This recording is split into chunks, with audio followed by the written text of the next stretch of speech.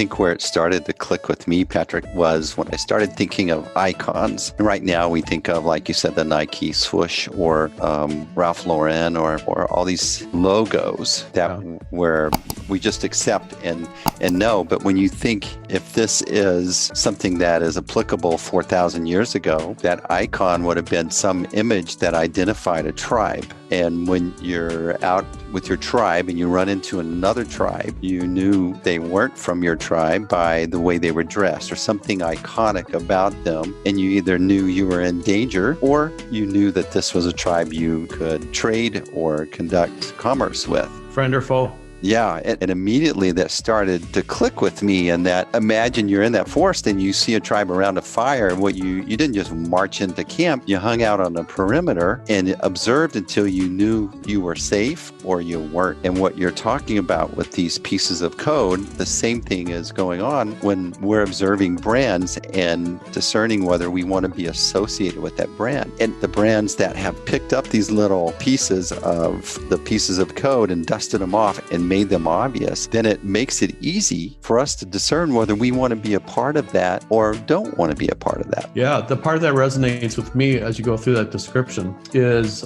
when you're standing outside the campfire, you're waiting, you stand there and wait until you are welcomed in. And if you are inside the circle, already around the campfire, if someone comes in without waiting or just comes flying in there, everyone's uncomfortable, messed up. Yeah, uncomfortable. Yeah.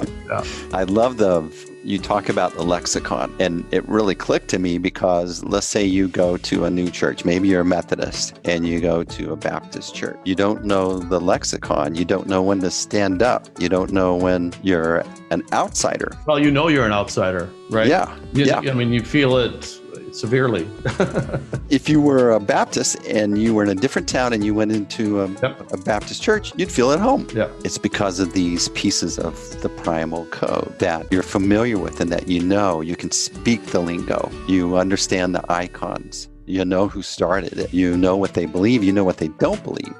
Yeah, and for sure, people who go to Comic-Con or Burning Man or even the Consumer Electronics Show, for the first time, or a TED Talk for that matter, people know that you're kind of looking for someone to guide you. Oh, you haven't been here before? Here, let me help you out. You go over to here and sign up and get your badge and blah, blah, blah, right? And so we have that same thing happening in stores all the time where people are unfamiliar with the store as they're walking through the mall, right? And they walk in and it either, instantaneously if you're gonna like it or not. You feel in your gut, right? And if you're with someone else who's been there before, they might guide you in. But if your gut says, "Get me out of here," you can't wait until they're done in that store, right? Yeah. And so and that has to do with user experience. It has to do with preferences and all the cues and all that kind of thing. And when we talk about icons, I'd never really thought before about using all the senses as icons, which of course was ridiculous because we always think about the logo and these days at the website, we do those things and our branding's done, right? But there are so many other cues that people have picked up on since I wrote the book, the first one being smell, which Abercrombie, took on a scale of 1 to 10, they took it to 11. Sight, sound, Abercrombie again, they cranked the music up. Sight, sound, smell, taste. When you're talking about food and new products and food and so forth. And you're also thinking about textures, which is touch, when you're thinking about food. Some people just don't like the texture of things, right? So crispy on the outside or crunchy on the outside and soft in the middle, etc.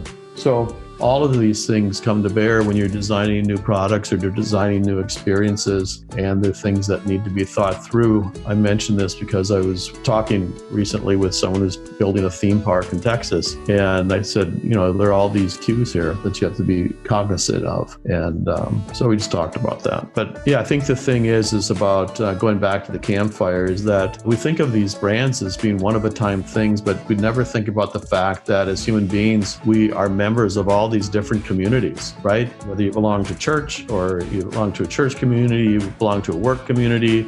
If you play cards or gamble or something, you belong to that community. If you play sports, whether it's soccer or football or baseball, you belong to those communities, winter sports and summer sports. If you knit or something like that, you belong to that community. If you like music, there are all those different communities to belong to, hundreds of them, and all the favorite restaurants and places that you like to go, right? So we have all of these different communities. They all have their own creation story. They all have their own words that you have to use. If you used soccer words at a baseball game, what would happen to you, right? It'd be ridiculous. Yeah. So as human beings, we are hardwired to belong to communities. And as marketers or people trying to build communities, whether it's around a product or a place or around a movement or a concept, gravity or Bitcoin or something like that, all these pieces need to be filled in. And what you do as you fill them in is you ping both the rational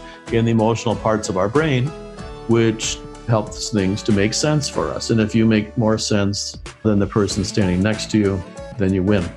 Amazing, right? That's the way to do that